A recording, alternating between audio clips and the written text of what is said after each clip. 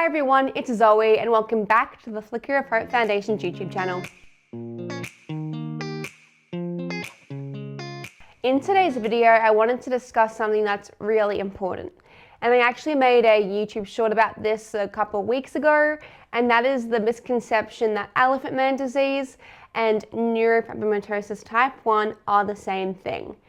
And since that video, I have done more research and I have become more and more fascinated by this topic. So I wanted to go into more detail and give you guys a more detailed explanation. So the elephant man, or his real name is Joseph Merrick, was born in England, Leicester on August 5th of 1862.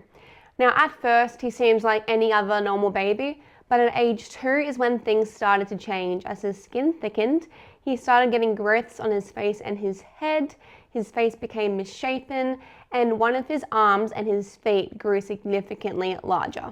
His condition obviously did worsen as he grew up, and at age 13 he left school and he got his first job rolling cigars.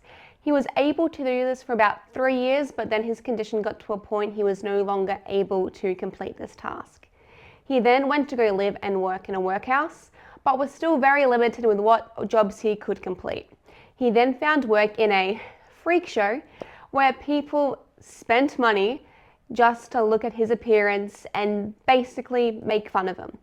And it was here he was given the nickname of the Elephant Man. But why Elephant Man?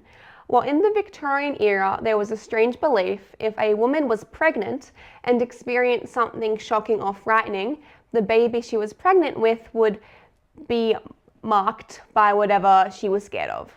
So Joseph Merrick's mother was reported to tell a story when she was pregnant with Joseph. She was frightened by a circus elephant, and doctors believed that that was the cause of Joseph's appearance. And obviously we know that's not how medical conditions and genetics work, but back then it was a very strongly believed theory and explanation for why he looked so different. For many years, researchers and doctors believed that Joseph Merrick had a condition called Neurofibromatosis type 1, or NF type 1 for short. Now, if you've seen my videos, you will know that NF type 1 is a condition that causes tumors to grow along the nerves of the body, but can also cause issues like bone abnormalities and sometimes deformities. And because of his issues and how they are similar to how NF1 is, they assume that that's what he had. And for years, he was used as an example of NF1 in movies and books and TV shows and even medical records. But this diagnosis was not correct. In the late 20th century, doctors and researchers re-examined his case using his old medical records and his preserved skeleton to re-evaluate this scenario. And he actually had a condition that was much, much rarer, and it was called Proteus syndrome. Now, Proteus syndrome causes overgrowth of bones and skin. And it's so rare that only a few hundred cases have been documented worldwide. But you might be wondering, okay, but why is it important to correct this mistake? Why does it matter? It was so long ago, and yes, it was a very long time ago, but it's so important because for years and decades even, people with NF type 1 have often been referred to and compared to the elephant man in a very cruel and stigmatizing way, which creates unnecessary fear and shame.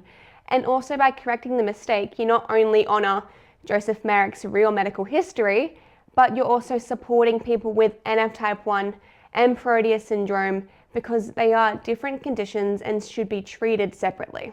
Joseph Merrick unfortunately passed away at age 27 in 1890.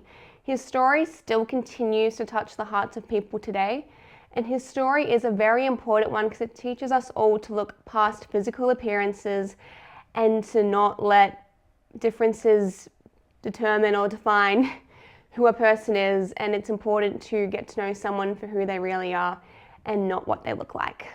Okay, that is it. Thank you so much for watching. I hope you enjoyed it and I hope you learned something new. Please remember to like, comment and subscribe, and all of our important links in the description box below, so our Facebook, our Instagram and our website. Thank you for watching, and I'll see you next time.